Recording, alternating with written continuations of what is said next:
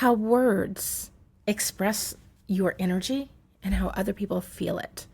This is my deep dive, what I've been doing so that I can improve my LinkedIn content, and I'm helping a lot of others do the same. It's through human design using some really simple principles that have been around for a long time. There's nothing really new here, except that it's a combination of human design and how you attract people, human behavior, and what makes sense for what you're offering. So first, I want to share that parts of this has been things that I've been working on for the past year because I wanted to show up on LinkedIn feeling like myself. I didn't want to buy into other people's systems or programs. And the funny thing is, now that I've gone through this year of this self-discovery and experimenting and meeting a few key people who've really helped me hone in on this, now all those other strategies make sense and I can use them. So it's kind of cool how it kind of came what I was moving from, and now I'm incorporating all of that in. So one of those key people that I met was Jamie L. Palmer. She was already had systematized something that I was exploring, that I was kind of stepping into without even knowing exactly what I was doing. And it all goes around human design and about how when we first attract people, we have something they don't have, right? Simple business steps. So she was looking at the centers that we have, what we have defined, they probably don't, or they live in their shadows. So we can use that as an attraction tool. But if you follow along human design, there'll be a lot of people who will say those undefined centers that you have, that's the things that you've worked on. That's probably where you've built your wisdom around. And yeah, so true. That's probably the core of your program, the things about you that you are most proud of. And so using these in a particular order, the way that you rearrange them, you can come up with something really cool. So yeah, undefined centers are places that you lived in your shadows. That's probably the thing that is what your program, what your offers are about. However, and just side note, mine are for sure, 100%. My biggest one, not feeling like I can express myself. I am forever trying to connect my throat center to my solar plexus. Lifelong challenge there. I can give you stories for days. So that's often what we build our offers on. Makes sense. But however, the things that bring people into our world is usually something that we spent a lot less time, if not no time. We may not even be consciously aware we even do this. And yeah, that was an eye-opener. That's exactly what happens to me. So I call that your red frequency. And it's something that's just you have access to. But not only that do you have access to, because I have 7 of the 9 centers lit up in my human design. It is more than that. So let me show you while we're here. Let's talk about the 9 centers. I'm going to make myself just a little bit smaller so we can see all of them here. So I have 7 of these defined. Some people have none, some people have a lot, and some people only have a few, and it varies. Doesn't make any of them better or not. But because I have 7 of them defined, what ends up happening is I've either done a lot of shadow work, which I have, on all full disclosure there, but I also have 7 strengths of things that I have consistent access to that I can use in my content to help attract. And that, when you figure the 1, I call that your red frequency. It's the thing that you do so effortlessly. It's like walking. You don't even think about it. It just kind of shows up. However, because we're not fully aware of it, it does happen a lot. But this is the funny thing, that when it comes down to writing your content, we start censoring and editing and drilling and making it concise and nice, neat little package to hand over to somebody else. We edit ourselves out. Yeah.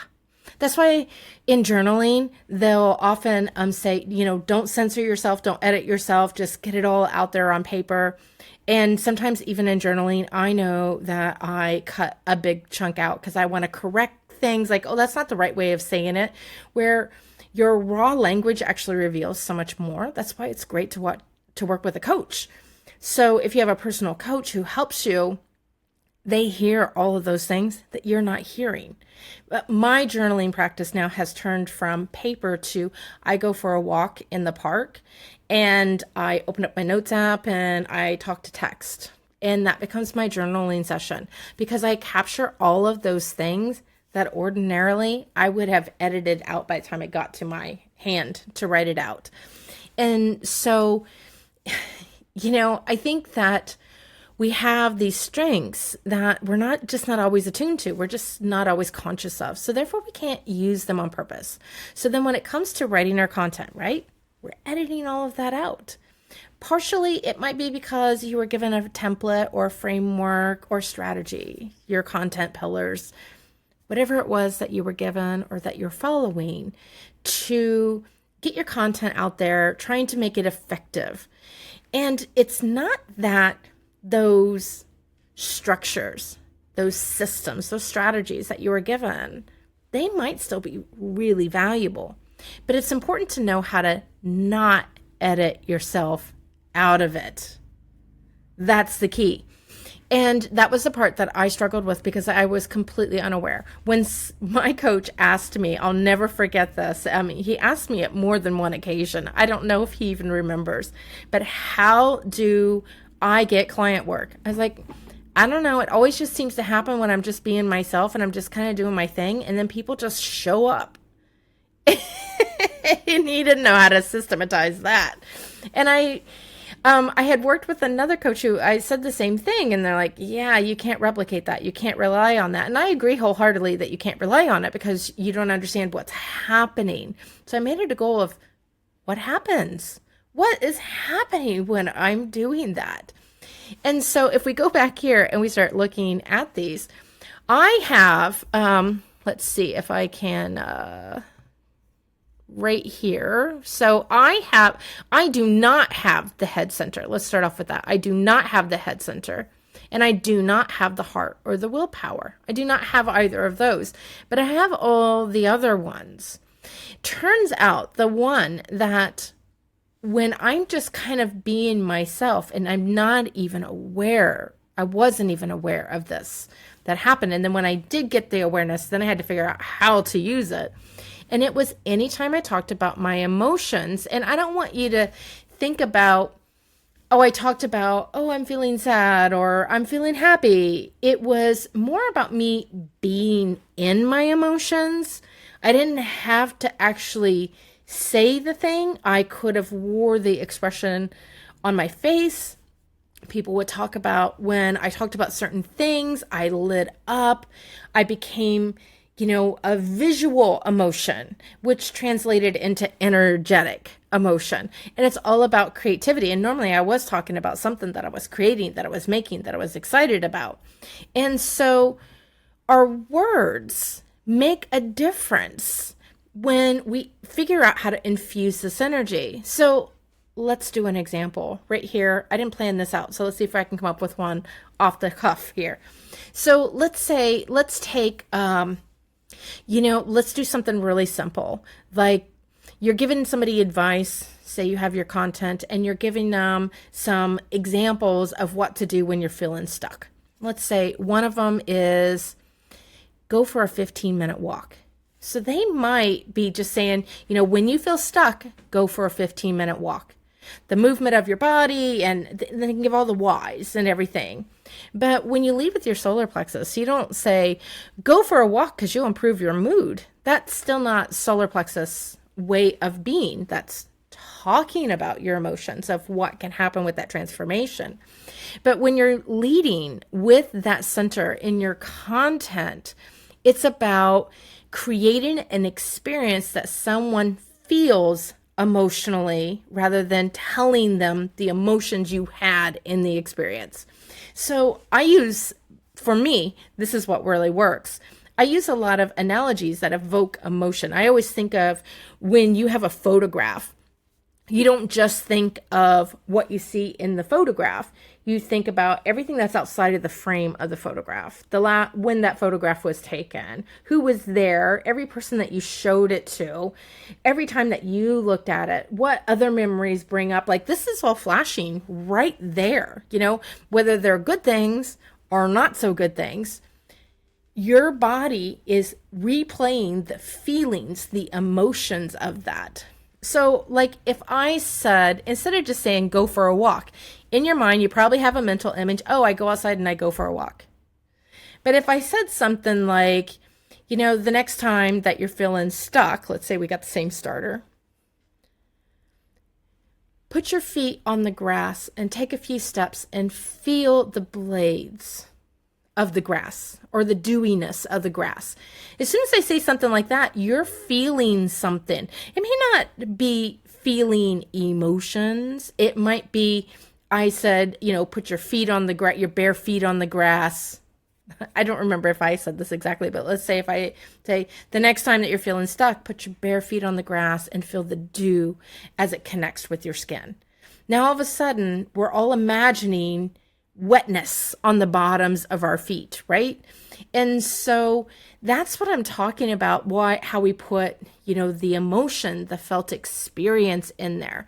And we can take that a step further, because that's that kind of like iffy one. I feel like I could do a lot better.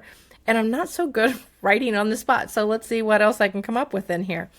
And you know what? I'm going to stop saying that. I've been saying that a lot. So here's just a little timeout. Trisha, you do come up with things on the spot. It's a little self-talk right here.